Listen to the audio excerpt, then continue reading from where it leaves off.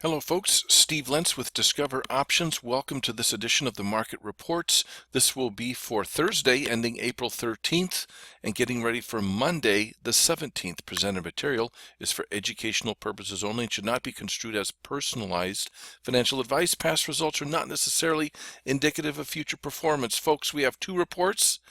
The S&P 500 Condor Butterfly Timing Report, that is for those of you who like to trade condors and butterflies and you want something more of a technical edge related to price action.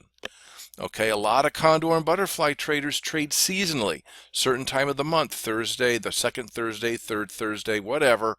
No, we are looking at market price action to try and obtain an edge in the entry of these positions, and that is what that report is all about. Now, the second report is the S&P 500 Directional Likelihood Report, where we are looking at today's market condition, looking at how many times it happened in the past, judging from the past, from when it occurred in the past, what happened, and we report on it statistically. Okay, so it's a likelihood report. Okay, now before we get going, I want to invite you to give us your information. Click on the link. We will get you this free ebook on simple steps to options trading success. And you can also please subscribe by clicking the subscribe button. That way you get alerted whenever we come up with new recordings on this channel. Thank you. Now, here is the current market condition in the S&P 500. It's fairly rare because on Wednesday we had an inside day where we had a lower high and a higher low. And then on Thursday, it was a downswing day with a lower high and a lower low. All this occurred underneath the 50-day simple moving average. Okay, the close is currently underneath the 50-day simple moving average. That price action also occurred when the stochastic, the 15-3 stochastic, is in a downtrend between 10 and 60. That is what we are using to define the current market condition. Now that has occurred since Jan of 2000. This same condition has occurred roughly 43 times.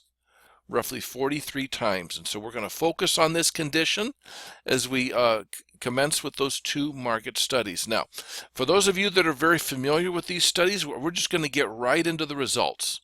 Okay, just get right to it, and then we'll get to the methodology for those of you new and are interested in how we come up with this stuff. So here it is, the Condor Butterfly Timing Report. If you want to know if it's a good time to put on a butterfly or condor, here's the answer.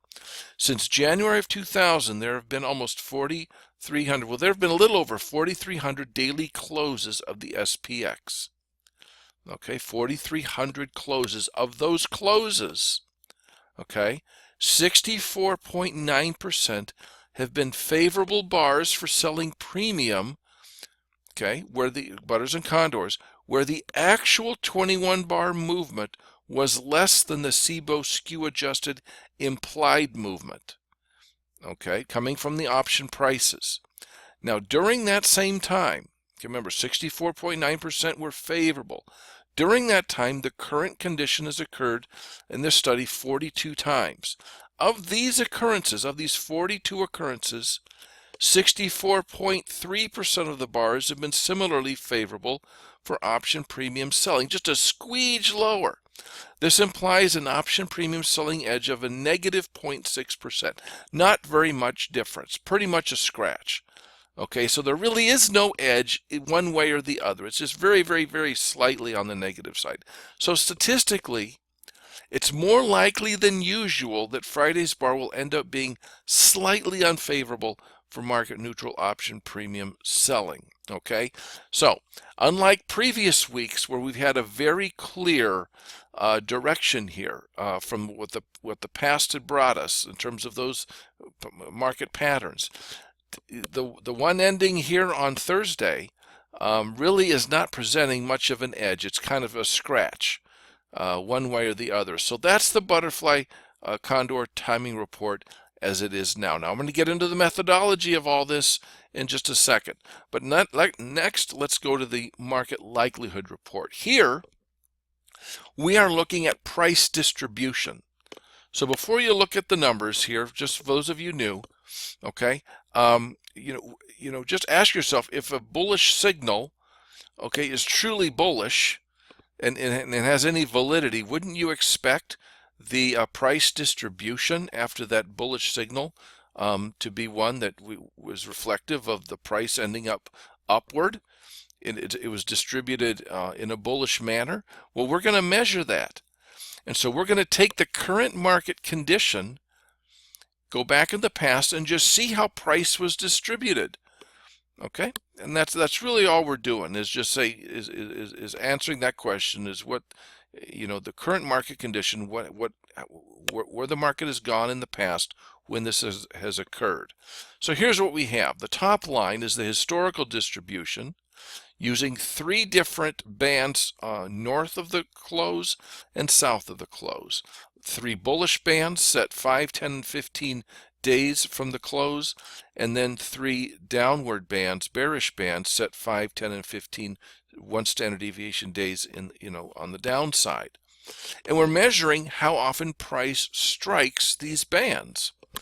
Okay, and so in general, from the 4,312 closes, the 5, 10, and 15-day bands are struck roughly 23 to 32% of the time. Something like that. Now, when these 43 occurrences of our current condition occurred, price struck the upper bands more often. Look at that, more often than the baseline. See that? That's why we have the blue numbers down here. It struck the lower bands more often on the 5, a little bit more often on the 10, and then less often on the 15. So we're seeing that 5 out of the 6 bands were struck more often. This is a picture of increased market volatility. Okay, generally, more market volatility than the baseline. And so that's what this current market condition is suggesting, slightly more market volatility, as you see here. Now then, if price exceeds Thursday's high, we see a mishmash here where 4 out of the 6 bands are getting struck less often, 2 of the 6 are getting struck more often. So a mixed bag here. If price goes below the low of Thursday, 4 out of the 6 bands are hit more often. So it's a bit of a mixed bag here.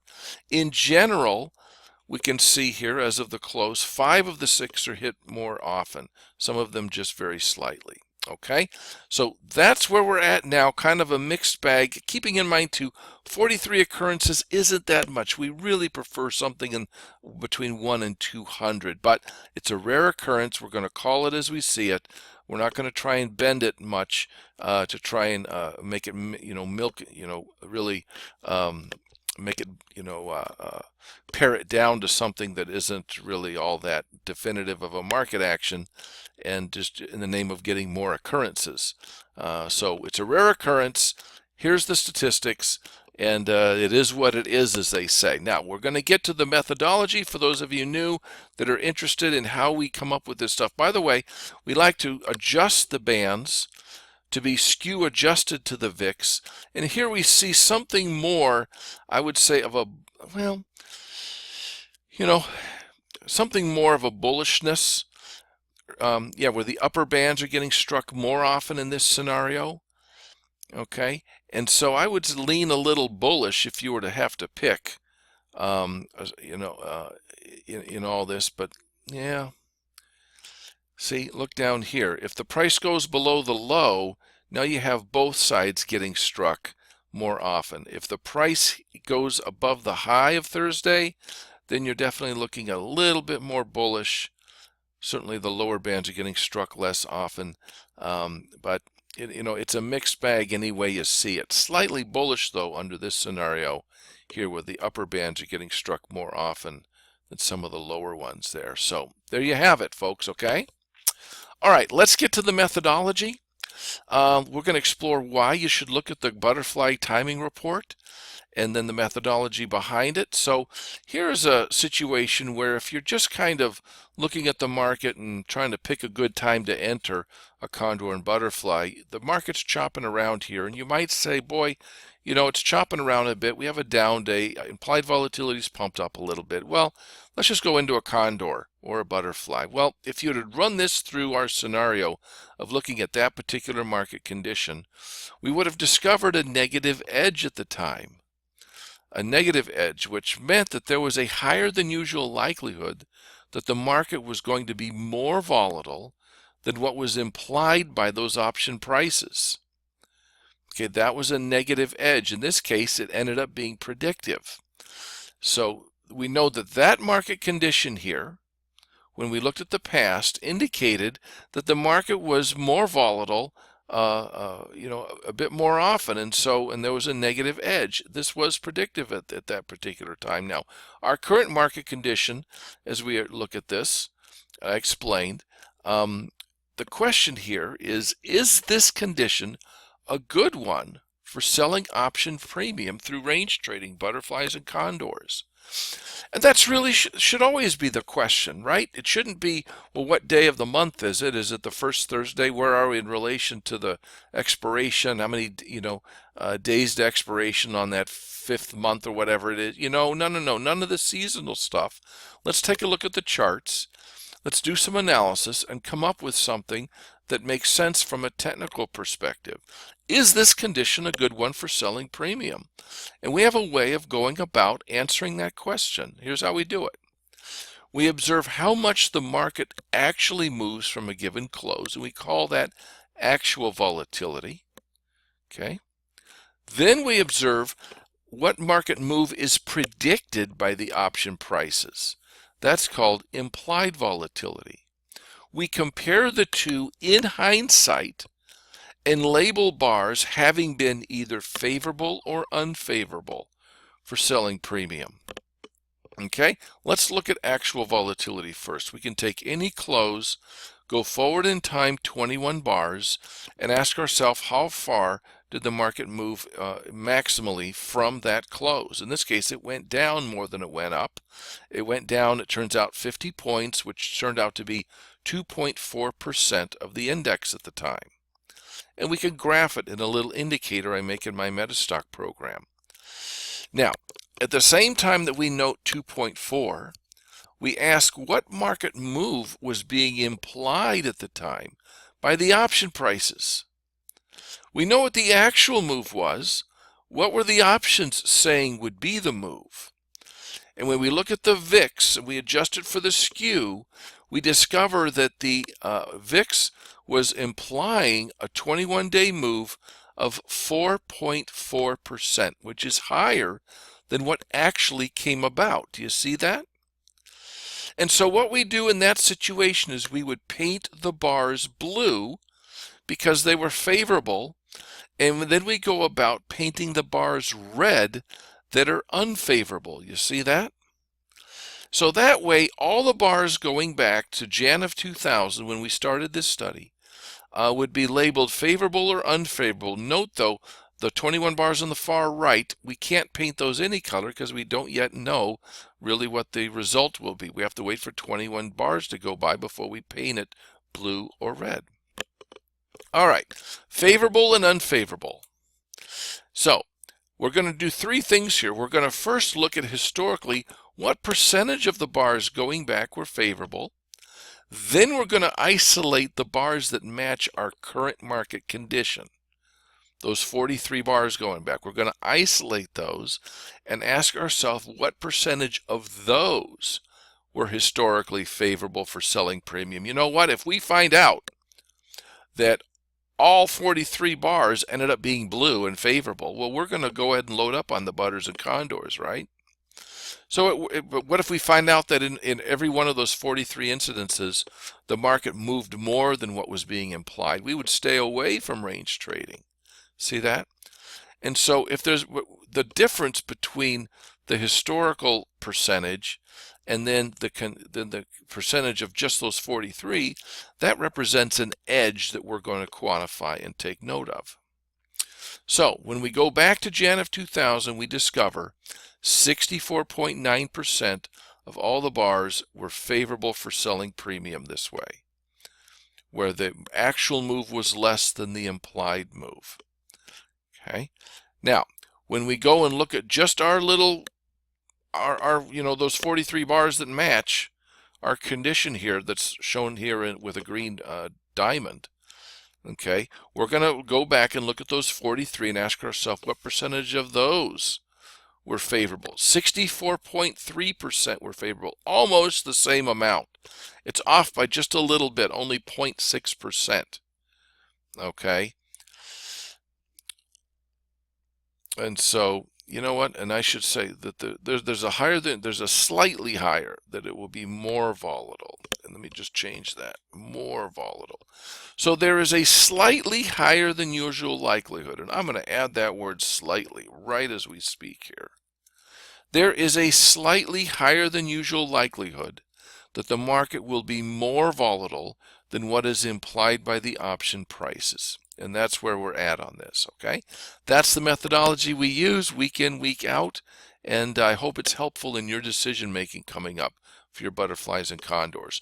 Before we get to the likelihood report, just want to show you some of our curriculum here at Discover Options. It's awesome. And no matter where you're at in your options trading, we can help you. Whether you want to trade stock options, equity options, index, ETFs, look at the equity track curriculum we have here. If you're a futures options trader, we have a fantastic futures option curriculum to get you up to speed and at an expert level very quickly. Anything related to overlays, covered calls, puts and collars, we can help you hedge your current portfolio of long holdings by giving you very valuable knowledge there. So check out our curriculum. Give us a call at that number up there. We would be glad to consult with you about how to best get you where you need to go. Let's go to the likelihood report now and look at how we understand the likelihood that the market will go up, down, or wobble around for a bit. And here's the question on the table regarding our current condition.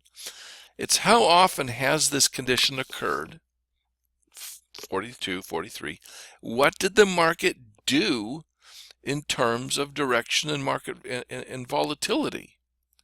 So what's our methodology here? Okay, we look at this thing. We look at distribution. We first understand the historical distribution of price. Then we understand the price distribution after our specific market condition develops. Now, then we measure the difference between those two. So we have a benchmark historical distribution of price. Then we have the distribution of price after our condition develops, and then we quantify the edge if those two are very different. So how do we do price distribution? We measure price distribution by observing how often price touches one standard deviation volatility bands that are placed from each bar's closing price. Okay, we use three sets of upper and lower 5, 10, and 15-day volatility bands. These are set one standard deviation from the close.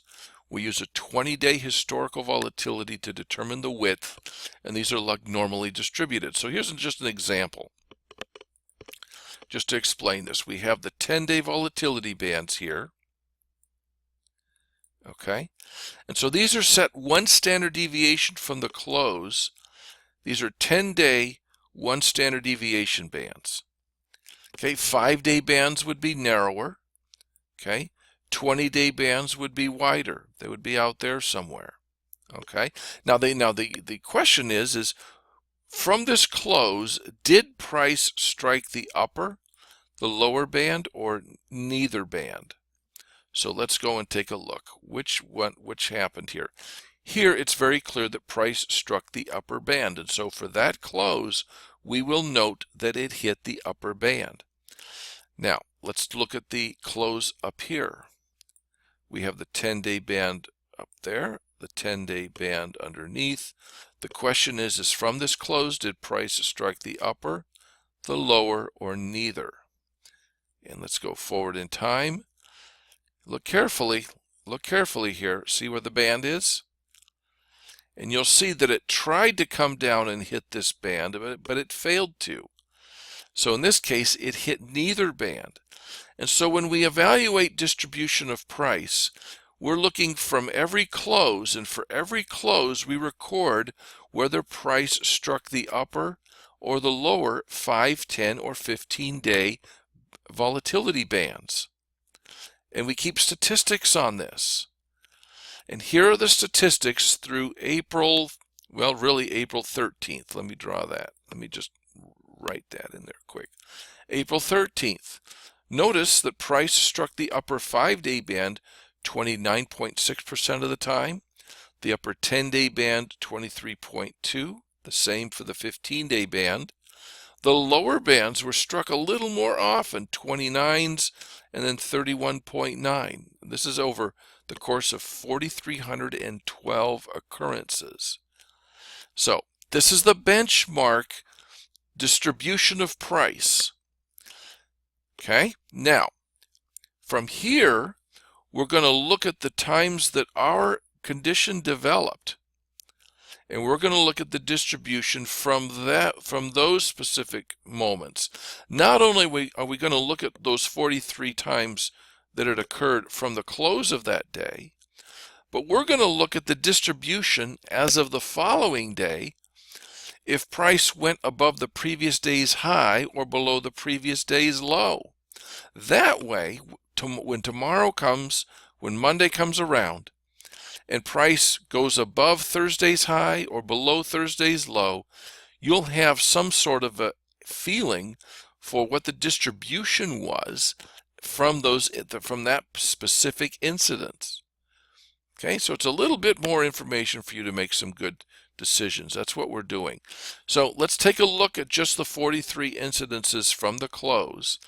You'll see that price struck the upper 5-day band quite a bit more often than this one. In fact, let me just grab this and pull it down. Yeah, there's some difference numbers. There we go.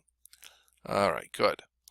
So it went and hit the 5-day band 5% more often than the baseline. You see that?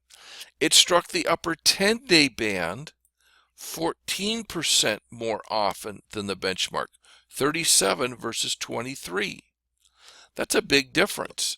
It struck the upper 15-day band 30% of the time instead of 23, for another positive difference. So it's striking the upper bands more often than the benchmark.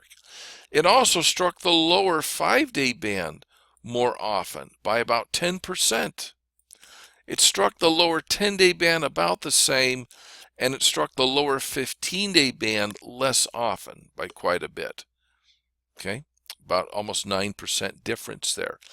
So this is a picture of greater market volatility in general. It's hitting both the upper bands and the lower bands more often, although it's striking the upper bands at a greater level of an increase than the lower bands in general. So again, a little bit more of a bullish bias here if you had to pick. Now, if it goes above Thursday's high, that happened 13 times in the past, not very often, so you have to consider that fact. It just hasn't happened that often, but still, you'll see this is kind of a mishmash now. If it goes above the high, it's striking the upper 5-day band a little less often, 15-day band less, the 10-day one more. It's kind of a little bit all over the place. It's striking the lower bands less often, though, in general. So again, if you had to pick, well, this is a mishmash for sure. You can't really pick one. But when we go, if it goes below the low, now you'll see that it definitely then strikes the upper band more often, and then the lower band a bit more often as well. More market volatility. So again, kind of a mishmash, but generally more market volatility than what the benchmark is. Now we like to recast these bands using a different volatility level, using a SKEW adjusted VIX number. And we report on that as well. And in this case, you'll see that the upper bands are getting struck more often. Okay, in most of the cases. The lower bands are struck less often if the high is penetrated from Thursday, and if the low is penetrated, again, you have just more market volatility in general. So that is the methodology behind this. I hope this contributes to your decision-making process. We like to do these reports for you for free every week right here at the Discover Options channel. I'm Steve Lentz with Discover Options. Thank you for joining us today. Have a great week in trading. Bye-bye.